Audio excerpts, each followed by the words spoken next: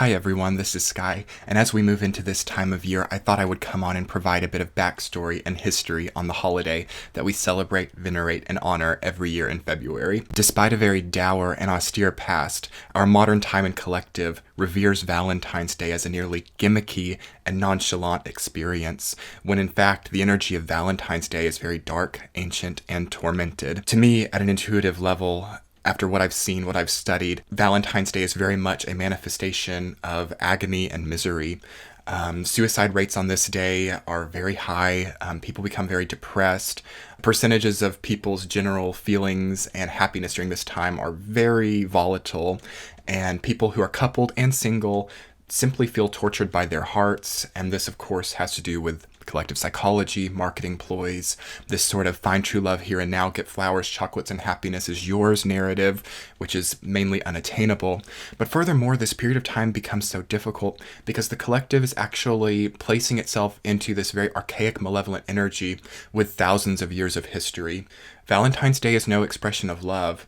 It is an expression of pain, death, and bloodlust. So, let's go back to the beginning of this. Well, the story of the beginning, that is. Valentine's Day has both ancient Greek and Roman connections, and perhaps more history than is accounted for. Humanity has revered this period of time as a period of purification and fertility. This is quite correct and in alignment with most spiritual practice, as human circadian rhythms from a spiritual level makes the body more prone to cellular turnover, as February is a purging time. And as a lot of you know who have been involved with my channel, astrologically and again spiritually, this naturally is a period of time where we do let go and we do purge that which we no longer need to prepare ourselves for equinox time in March, where we sort of have a new beginning. And this is quite parallel and congruent with the sort of Greek and Roman mythologies and histories, and we've sort of taken it with us. But I'm going to go ahead and start with the Greek side of things so we can sort of understand this leg of the journey. The Greek history certainly speaks more for the love lost and tragic yearning aspect of Valentine's Day. And we've all been there, right? It's like, I'm forever alone and it's Valentine's Day and I will never find love, so on and so forth. In fact, Aphrodite so happened to find herself in the exact same predicament. Aphrodite, who was the goddess of love and beauty, who is known as Venus in the Roman counterpart, had become extremely jealous of Psyche, a mere mortal princess who later became goddess of soul, whose beauty outshined even that of Aphrodite's. Psyche soon got married to Aphrodite's son, Eros, also known as Cupid in the Roman mythology, which made Aphrodite even more upset, as she was in love with Eros as well. Now, there's a bit of confusion on the relationship between Aphrodite and Eros. Eros is the son of Aphrodite, but not technically. He was originally the son of Chaos, creator of the universe, but then he was so titled Aphrodite's son, so it's not as incestuous as it may come off, although this is still foggy and subject to different opinion within the mythological construct. Anyway, the love triangle between Eros, Psyche, and Aphrodite, and the jealousy, contempt, and pain that it brought on spurred the tradition of Greek Valentine's Day, and it's not pretty. Basically, Aphrodite demanded that Eros divorce from Psyche, but Psyche was not about to back down. She was in love, and she came at Aphrodite with all of her force, with which Aphrodite responded with a mission: 4 trials. If Psyche could successfully do all 4 trials, she could step out of the mortal coil, keep Eros for her own love, and escape from her tragic past. I will say these trials were doomed to fail, though. The trials ranged from simple things such as sorting grains and barley in allotted time, to gathering the wool of golden sheep without being killed by vicious animals, all the way to venturing to the underworld to take some of Persephone's beauty cream and returning, yes, alive, which was very difficult during this time. In fact, going to the underworld was no simple task even for the bravest, strongest of gods. Hercules and Theseus barely made it out alive themselves, much less unscathed with Persephone's vaunted beauty cream. And of course, Psyche was assigned the mission of going to get the beauty cream to bring it back for Aphrodite to help Aphrodite's beauty, because she felt threatened by Psyche's beauty. So Psyche ultimately was able to get the concoction, but just as Aphrodite had secretly schemed and anticipated, Psyche's vanity got the best of her.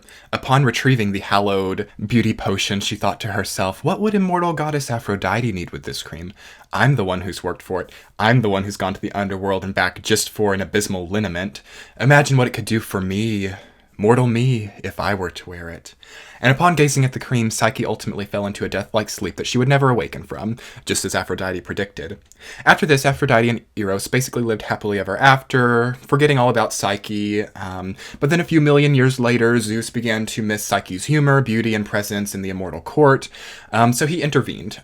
He pulled Psyche from the underworld in her spirit form, and administered to her the ambrosia of the gods so that she would become immortal and could forever shine in her matrimony to Eros. However, she gained a new form, basically in spirit, and lost her actual mortal physical body in the underworld. It still remains there to this day.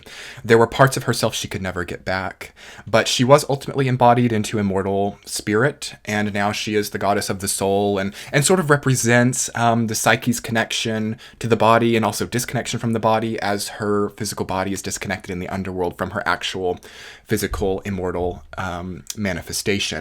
But she was indeed even more beautiful in goddess form, and when she emerged, Aphrodite became shrill, impudent, and found lying within herself a bloody hatred and jealousy that she could never remedy, and she sort of fell into a hermitage and isolation from the rest of the world. And thus Greek Valentine's Day becomes a veneration for this story, and we still celebrate today this vicious love triangle filled with death, suffering, jealousy, and cyclic unhappiness. And to get even darker, we jump into the Roman side of the street, and the stories and histories are much more obscure and dark. So in the 5th century, roughly 494 AD, Pope Gelasius I replaced the hallowed celebration festival Lupercalia with the Feast of Purification, also known as St. Valentine's Day, which we still celebrate nearly 2,000 years later. So let's talk a little bit more about Lupercalia. The Roman connection of this holiday is not mythological, but rather historical. These events are documented and tangibly real. Basically, the holiday is inspired by the Roman god Lupercus, also identified as Faunus, and the connection to lupus and the she-wolf archetype. And it came with a rite of passage and happened between February 13th and 15th as a sort of festival and satanic ritual, shall we say. And this ritual would be conducted by the Brothers of the Wolf, or Lupus, known as the Luperci, who were basically a collaboration of priests who would dress in bloody, fresh goatskin. This festival began with a sacrifice by the Luperci of 2 male goats and a dog. Next, 2 young teen Luperci were led to the altar to be anointed with sacrificial blood and milk, and they would be forced to laugh hysterically as this ritual happened, as dancing and chanting, while the young teens purged out their sadness, laughed, and became strong and virile for their future royal lines. This was accompanied by a feast where the Luperci disfigured live animals and cut their tendons and muscular outlays into branding whips. Then they dressed themselves in the skin of the sacrificed goats, who were still bloody, in imitation and sacrament to the wolf god Lupercus. And basically they ran around the walls of the imperial city, marked with stone, in their haphazardly constructed whips of gore, violently striking all people lined up and kneeled in an attempt to draw blood. Girls and young women would line up on their route to receive lashes from these whips. This was supposed to ensure fertility, prevent sterility, and ease the pains of childbirth. Common men would also be in the line with hopes that their bloodlines would be elevated through the reception of this gift, as they called it. The ritual would last through the night, as fires would be lit throughout the imperial city, the goatskins would be shed, and the noblemen would continue running through the cities, bloodying people as a near citywide orgy of sorts took place. The ancient traditional celebration in Rome would not be acceptable in our modern time, yet the energy of this is still celebrated and venerated today. This festivity again was demoralized in the 5th century, but its spirit is still living on in us right now, as cherries, strawberries, roses, and those times versions of chocolates were accompanied in these celebrations and marked the aesthetic palette of this very violent, bloody, and gory, satanic-sounding ritual. And people may not realize that when they are calling in the energy of Valentine's Day, or also the energy of Lupercalia by default, that they are exposing their psyches, shall we say, to violent imagery, satanic ritual, and cycles of pain and death. Whether you are looking from the ancient Greek or Roman perspective, as both of these versions of reverence for this holiday deal with the exchange of pain for love.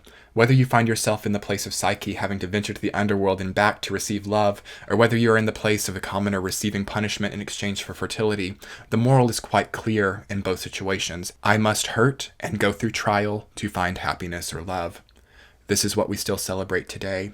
This is the millennia-old cycle that has basically dumbed itself down to a nonchalant, marketable celebration, but still filters itself cyclically through our collective conscious even 2,000 or 3,000 years later. It's important to know what you're celebrating. It's important to know what you're calling in. It's important to know what you're identifying with.